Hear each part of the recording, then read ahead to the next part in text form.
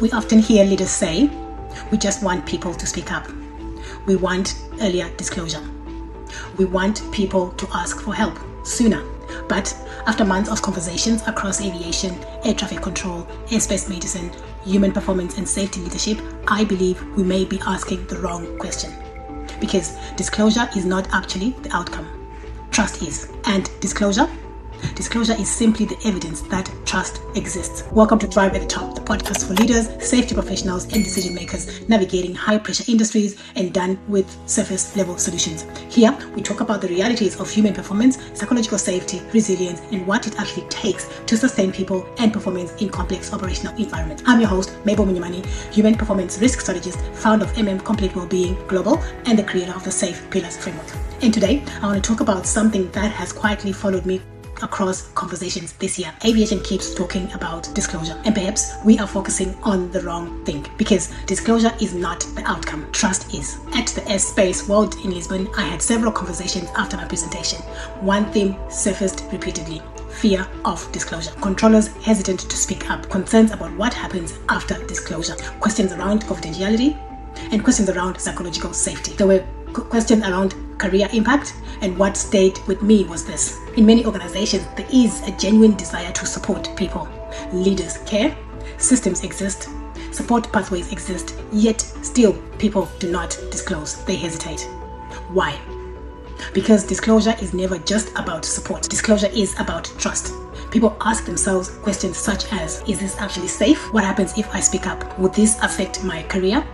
Will I be judged? Will confidentiality be respected? Will my manager know what to do? Will I still be trusted afterwards? And if the answer feels anyway uncertain, people will stay silent. And this is the mistake organizations are making. Many organizations unintentionally focus only on what happens after disclosure. They build support systems, employee assistance programs, referral pathways, well-being programs, policies, but they overlook the invisible period before disclosure ever happens.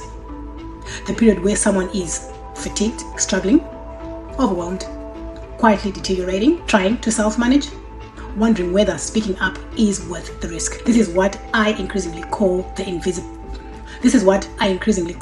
visibility gap. This is the period where hidden strain exists but remains invisible because trust has not yet been established. And by the time someone finally discloses, the issue is often already significant, or worse, the person has already disengaged, resigned, burnt out, made an error, or simply continued operating under pressure. Here's the mindset shift I believe organizations need to make. We need to stop asking, how do we get people to disclose? We need to start asking instead, how do we create conditions where disclosure feels safe? And what have we done to make sure that people feel safe? Have we earned their trust? Because disclosure is behavioral evidence of psychological safety, trust, leadership confidence, organizational culture, confidentiality confidence, predictable response systems. People disclose when they trust the pathway, the response, the leadership, the culture, the progress, the process, and themselves within that process. What this means for aviation.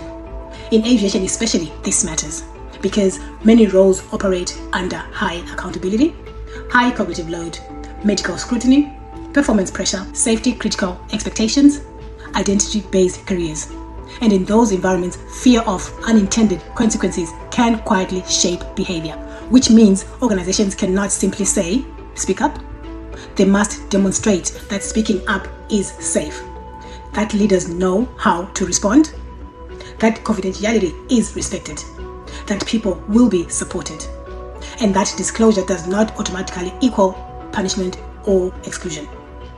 Because when trust increases, earlier conversations happen, earlier interventions happen, and hidden risk becomes visible sooner. So what are the questions that leaders should be asking? So perhaps the better leadership question is not, why aren't people disclosing? But what we need to be asking as leaders is, what signals might be telling us people do not yet trust the pathway, do not trust us? Because disclosure is rarely an individual problem. It is often a systematic problem.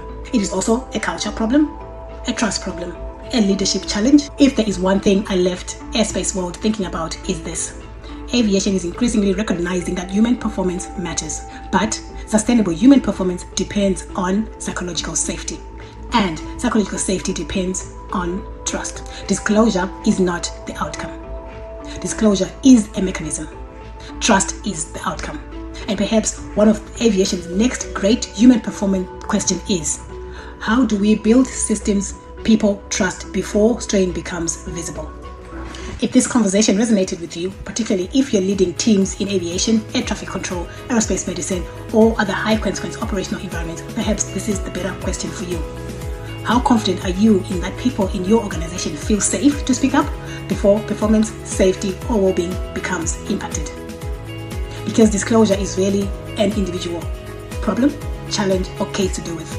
And at Complete Wellbeing Global, we work with organizations to strengthen early visibility, disclosure confidence, psychological safety, and sustainable human performance through leadership briefings, diagnostics, and strategic workforce support. If this is a conversation your organization is beginning to explore, I invite you to schedule a leadership briefing with our team, because the future of human performance may depend on the trust that we build today.